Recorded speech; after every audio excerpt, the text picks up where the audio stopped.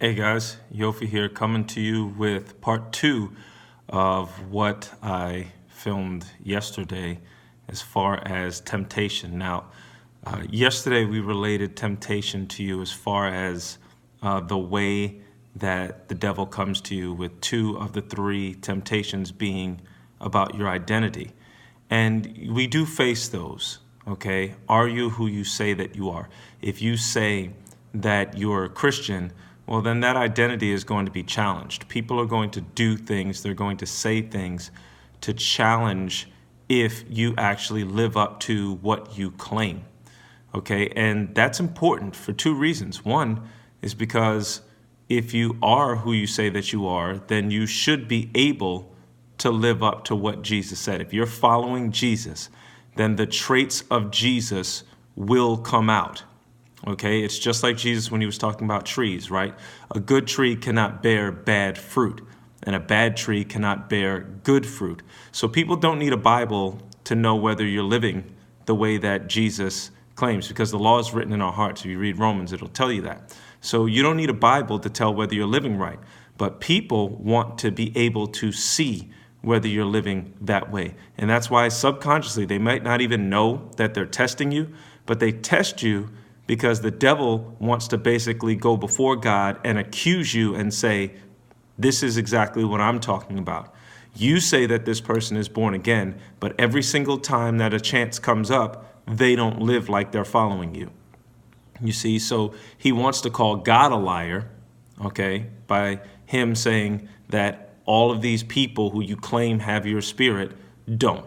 That's really what that is. And reason number two is because in the world, if you live the way that Jesus lives, okay, if you live as if Jesus is living inside of you, then it helps other people to know that they could do the same, okay? A lot of times people are just looking for a light.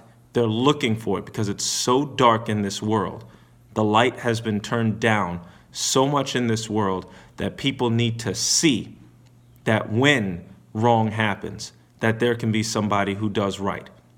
For instance, if you look on my channel, I had the response to the courtroom where someone murdered the man's brother, and he actually gave her a hug and forgave her.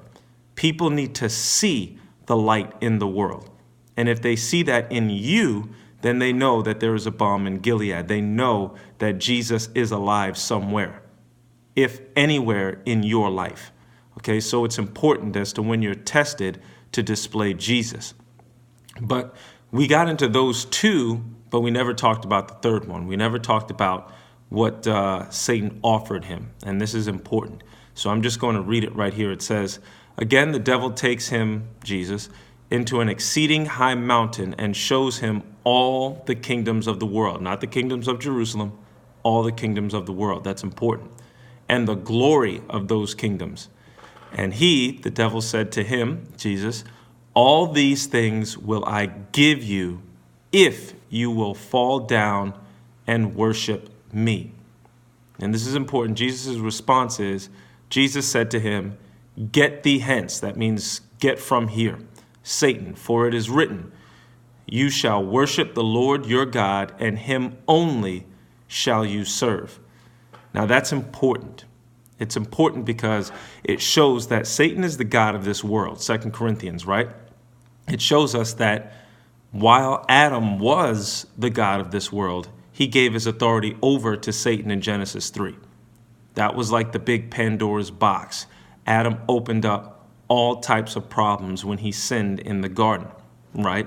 So it wasn't like Satan was lying to Jesus. It's not like he was, well, if you bow down and worship me, it's just a trick. I'm not actually going to give you anything. No, he would have.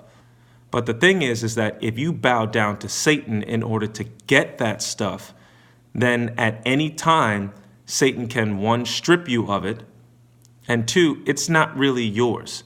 Satan is letting you use it, but it's not truly yours.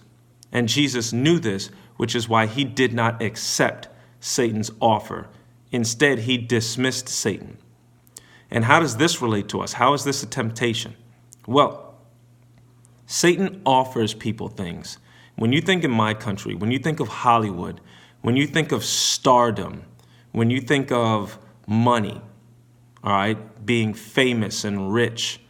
All of these things are offered to people.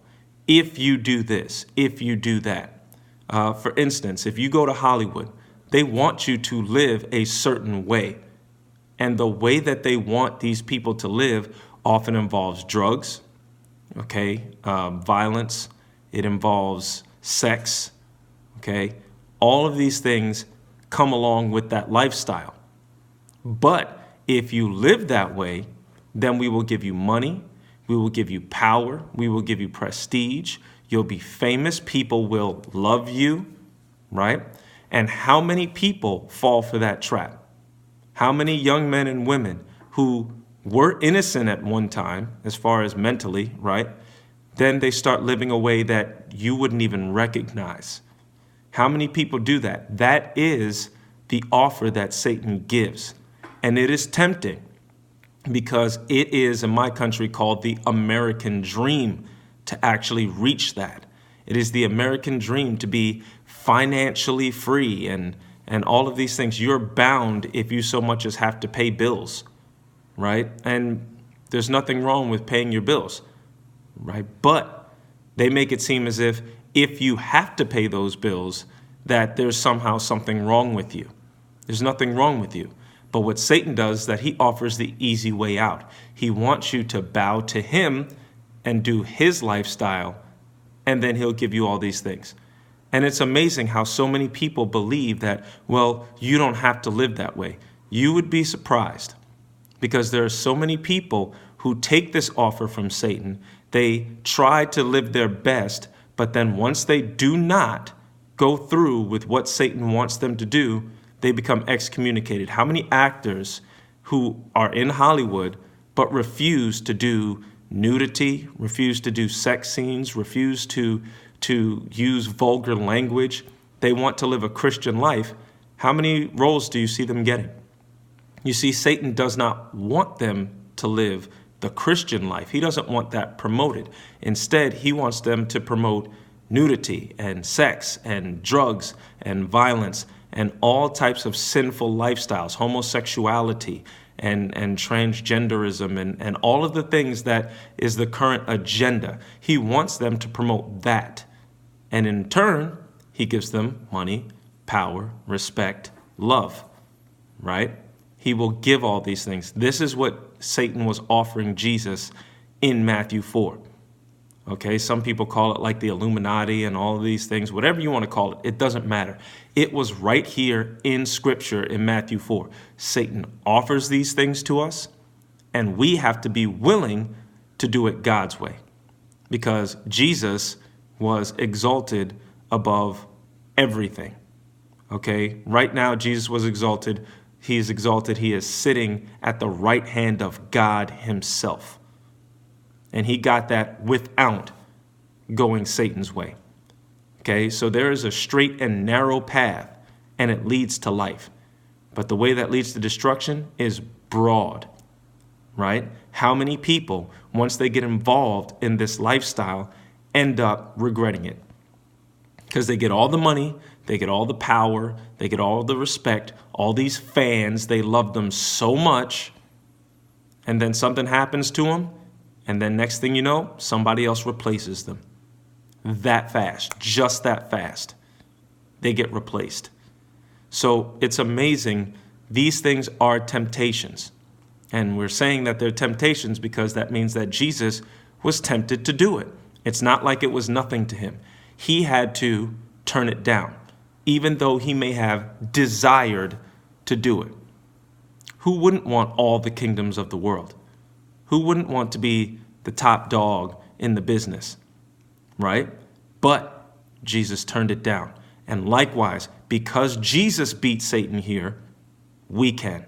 That's what it means to have Jesus living in you. Because he won, we can win too. We don't have to take everything that Satan offers us. We can do it God's way and still be lifted up. So I hope that that encourages you. That's part 2 of the temptation, right? Live the way that God would desire you to live, because other people will be saved and set free, and they will realize that they don't have to take Satan's offers either.